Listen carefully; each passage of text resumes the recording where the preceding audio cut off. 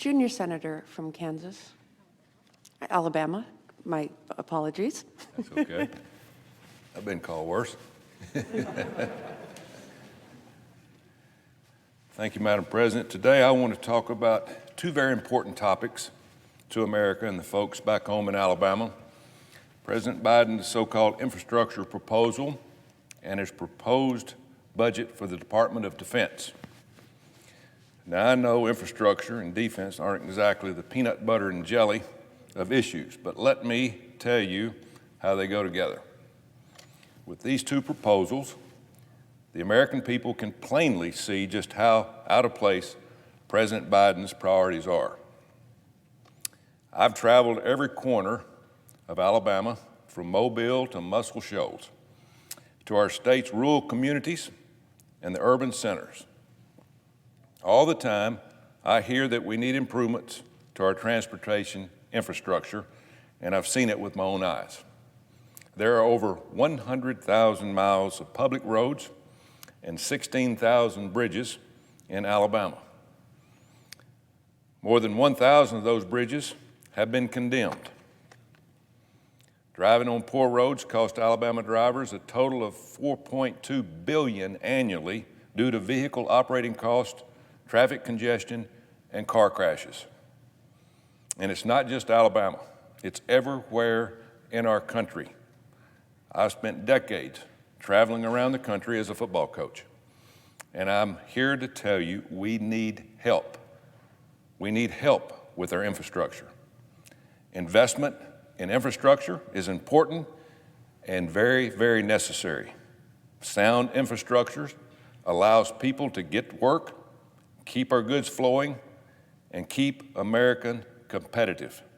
That's why every penny and every dollar of any infrastructure proposal should be spent on actual infrastructure.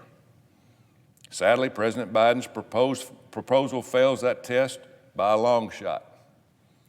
Out of this massive $2.35 trillion proposal, only 6% is for roads and bridges.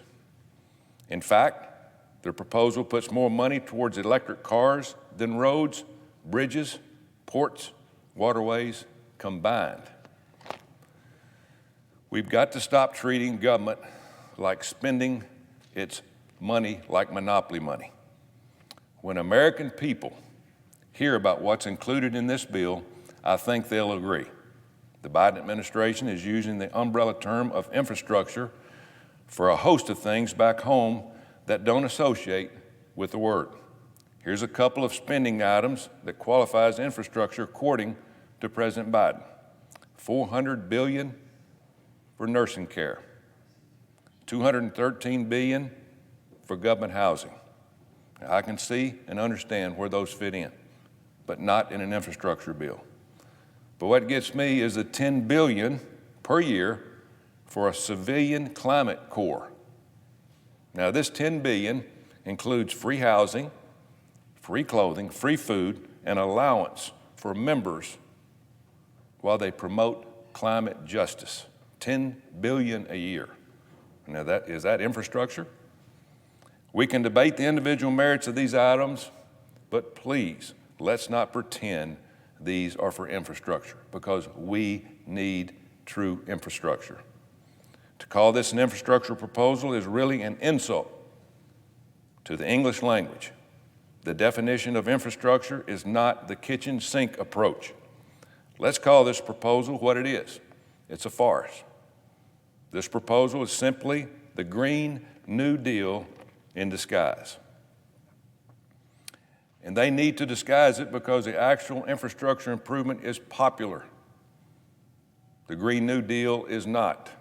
In order to pay for all this spending, President Biden has proposed raising the corporate tax by 7%, the largest federal tax increase since 1993.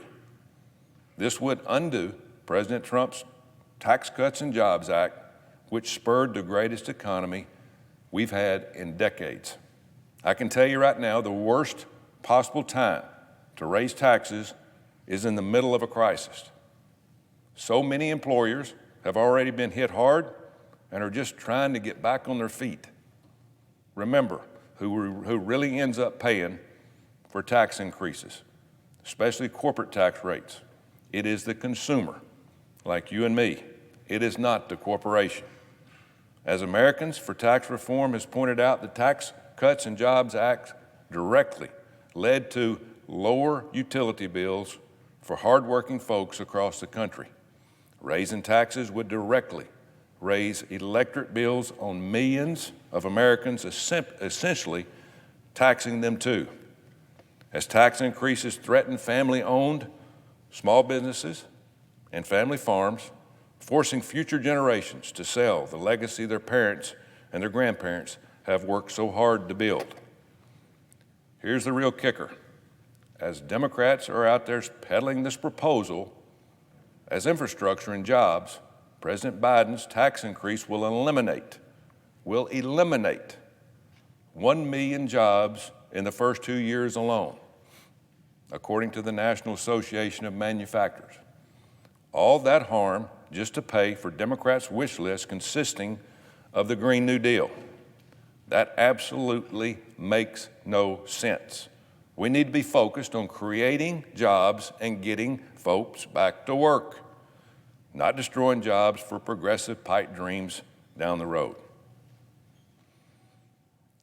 This comes on the heel of a massive stimulus that just passed, the one that Democrats call the COVID relief, but really less than 10% of the bill went to COVID and health-related measures.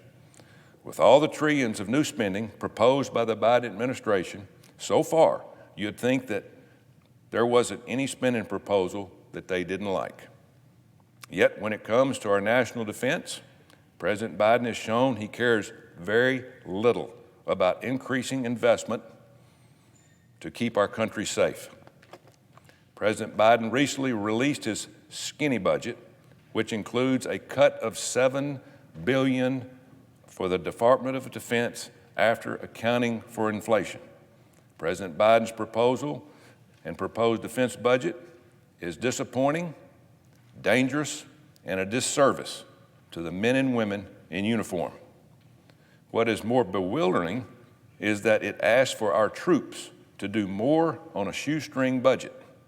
It adds more duties, like combating climate change and other social priorities of the Democrats, to our already thinly stretched forces, and that's very, very dangerous. Regardless of whether these individual duties may be warranted, and for the record, I don't think they are, we shouldn't expect our military to do more with less. At a time when our enemies grow bolder and the threats of America are increasing, do more with less is the last thing we should tell them to do. These threats to our nation are real, and they're getting worse. Russia is likely preparing to invade Ukraine and finish what Putin started in Crimea. North Korea continues to test ballistic missiles. Iran is emboldened to continue its nuclear weapons program. And then there's China. In recent weeks, China has bullied Taiwan. They think now is the time to test the United States of America. China is building up their military to directly challenge the United States for global supremacy. Over the last 10 years, China's defense spending increased by $200 billion, while the United States of America decreased its defense budget $400 billion. We cannot let China continue to gain ground. In order to keep our country safe and protect democratic allies from Chinese aggression, we must stay well ahead of both weapons and technological advances. President Biden's defense budget is not just dangerous for America, it's bad for us all. Across our state, Alabama has more than 200,000 jobs supporting national defense. The economic impact of the defense sector represents more than 8% of our state's GDP.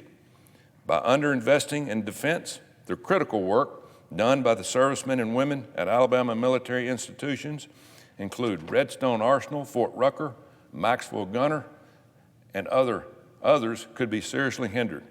It'll set back our entire state's economy. I was just at Redstone Arsenal in Huntsville, where I heard firsthand from Army Material Command how badly we need to invest in modernizing our weapon system across the world.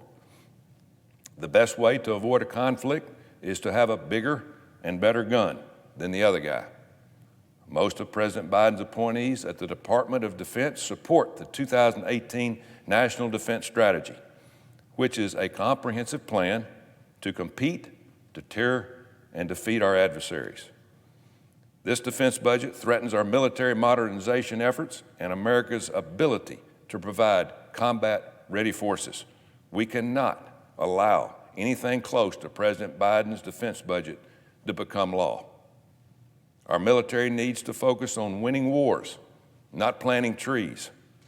The people of Alabama and the men and women in uniform should know that I'll stand up to President Biden and the globalists in his administration who want a weak military.